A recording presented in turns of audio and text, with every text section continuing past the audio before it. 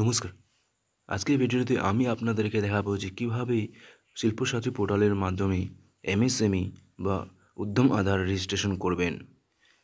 এখন থেকে trade licence করতে গেলে আপনাকে সর্বপ্রথম এই ওয়েবসাইটে উদ্যম আধার অথবা এমএসএমই রেজিস্ট্রেশন করতে হবে, নাহলে আপনি প্রসেসটা কমপ্লিট করতে পারবেন না।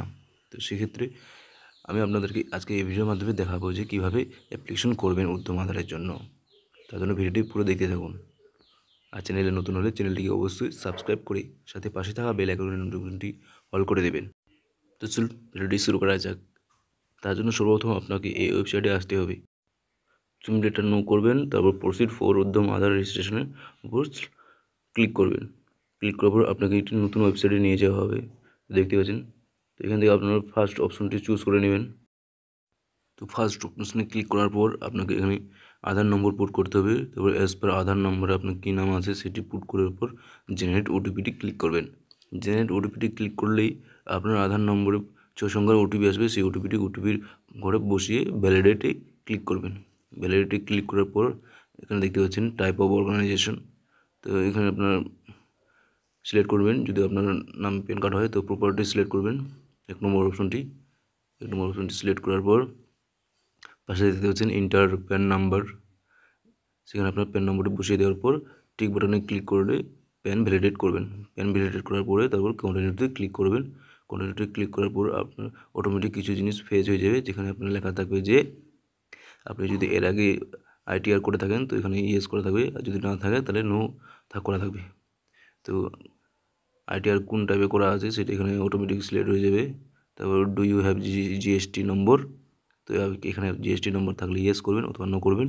আর যদি আপনি আইটিআরের আওতায় না পড়েন তাহলে এক্সটেন্ড করবেন। করার পর একটু নিচের দিকে স্ক্রল ডাউন করে নিচের দিকে চলে আসবেন। নিচের দিকে আসলে এখানে আপনার আধার নম্বর, এখানে আধার নামে যে নামটা আছে সেখানে শো করবে। তারপর নিচের দিকে মোবাইল নম্বর পুট করার পর ইমেল আইডি পুট করবেন। তারপর স্ক্রল ডাউন করে নিচের দিকে চলে আসবেন। এখানে আপনার সেটা সোশ্যাল ক্যাটাগরি কাস্ট সিলেক্ট করে নেবেন। তারপর মেল নাকি ফিমেল সেটা সিলেক্ট করার পর স্পেশালি অ্যাবেল এটা নো করবেন, এটা হ্যান্ডিক্যাপের জন্য। তারপর এখানে আপনার 11 নম্বরে আপনার দোকানের নাম দিয়ে দেবেন।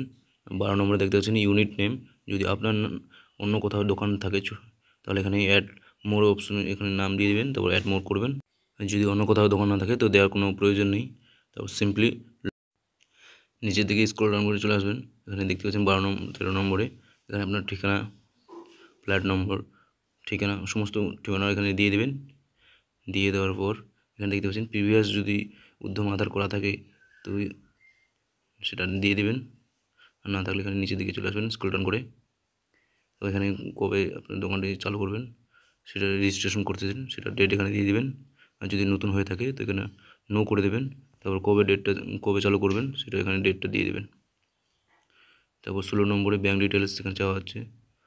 তো 16 নম্বরে ব্যাঙ্ক ডিটেলস সেখানে আপনার ব্যাঙ্ক নাম দিয়ে দেবেন। তারপর দেখতে পাচ্ছেন আইএফসি কোড পাশে লেখা আছে আইএফসি কোড, এখানে আপনার ব্যাঙ্কের আইএফসি কোডটা বসিয়ে দেবেন।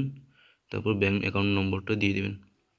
দিয়ে দেওয়ার পর 17 নম্বরে মেজর অ্যাক্টিভিটি অফ ইউনিটি, তো এটা আপনার সার্ভিস সিলেক্ট করবেন।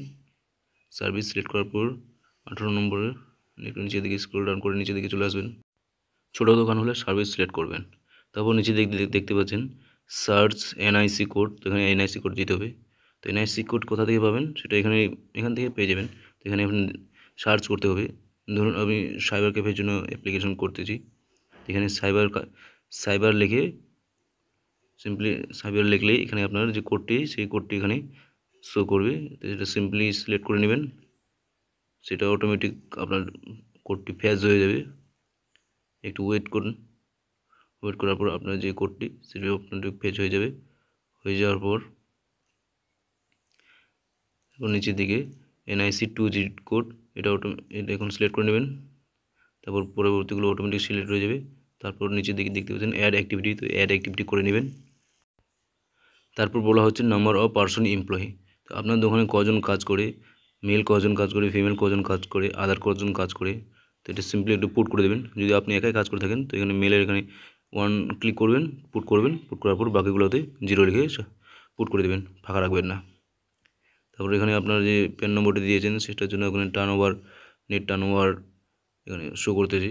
তো সিম্পলি আপনার যে জিনিসপত্র নিতে কত কী খরচা পড়েছে সেই সমস্ত কিছু এখানে এক্সাম্পলের ফার্স্ট এক্সাম্পল এখানে কিছু লিখবেন, তারপরে মোটামুটি ওখানে দিয়ে দেবেন হিসেব করে।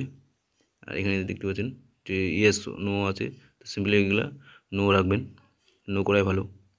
তো নো করা সব কিছু সমস্ত ডিটেলসটা ক্রস চেক করে নেবেন। ক্রস চেক করার পর submit and get final OTP অপশনে ক্লিক করবেন। ফর্ম ফিল আপ করার সময় আমি একটি জিনিস দিতে ভুলে গেছি, সেটা হচ্ছে ল্যাটিটিউড অর লঙ্গিটিউড। তো এটা আপনাকে ফিল আপ করতেই হবে। তো এখানে গেট ল্যাটিটিউড অ্যান্ড লঙ্গিটিউডে ক্লিক করবেন। এটা আপনাকে যে আপনার দোকানটা কোথায় আছে সেটা আপনাকে ম্যাপের মাধ্যমে জিওটেক করে নিতে হবে। তো জিওটেক করার জন্য সিম্পলি আপনার যে অ্যাড্রেসে যে মানে যে ঠিকানায় আপনার দোকানটা আছে সেই ঠিকানাটা আপনাকে এখানে সিলেক্ট করতে হবে। ফর্মটি ক্রস চেক করার পর ওটিপি দেওয়ার পর ফাইনাল সাবমিটে আমি ক্লিক করলাম। ফাইনাল সাবমিটে ক্লিক করার পরে আপনার যে উদ্যম আধার রেজিস্ট্রেশন নম্বরটি সেটি আপনাকে দিয়ে দেওয়া হবে, এখানে দেখতে পাচ্ছেন। তো উদ্যম আধার রেজিস্ট্রেশন নম্বরটি আমি সিম্পলি এখান থেকে কপি করে নেব। আর দেখতে পাচ্ছেন উপরে প্রিন্ট সার্টিফিকেট, তো এখান থেকে আপনারা আপনার সার্টিফিকেটটি ডাউনলোড করে নিতে পারেন। তো প্রথমে আপনি নাম্বারটি কপি করে নেবেন। কপি করার পর প্রিন্ট সার্টিফিকেটে ক্লিক করলেই আপনাকে এখানে নিয়ে আসবে এই ড্যাশবোর্ডে। তো এখানে আপনার যে সার্টিফিকেট নম্বরটি কপি করছেন সেটা এখানে প্লেস করে দেবেন। তারপর মোবাইল নম্বরটি দেওয়ার পর গেট ওটিপিতে ক্লিক করবেন, জেনারেট ওটিপিতে ক্লিক করবেন। জেনারেট ওটিপি ক্লিক করলেই আপনার যে মোবাইল নম্বরে যে 6 সংখ্যা ওটিপি আসবে সেই ওটিপির ঘরে ওটিপি বসিয়ে দেওয়ার পর ডাউনলোড সার্টিফিকেট করে পর প্রিন্ট সার্টিফিকেট করে নেবেন। প্রিন্ট সার্টিফিকেট করলে আপনার যে সার্টিফিকেটটি সেটি আপনার সামনে শো করবে। চাইলে আপনি এখান থেকে আপনার ডিটেলসগুলি এডিট করে নিতে পারেন। তো দেখতে পাচ্ছেন সার্টিফিকেটটি এরকম হবে। ভিডিওটি কেমন লাগলো বন্ধুরা? ভিডিওটি ভালো লাগলে লাইক করবেন, কমেন্ট সেকশনে জানাবেন। আর চ্যানেলে নতুন হলে চ্যানেলটিকে অবশ্যই সাবস্ক্রাইব করে দেবেন। ধন্যবাদ।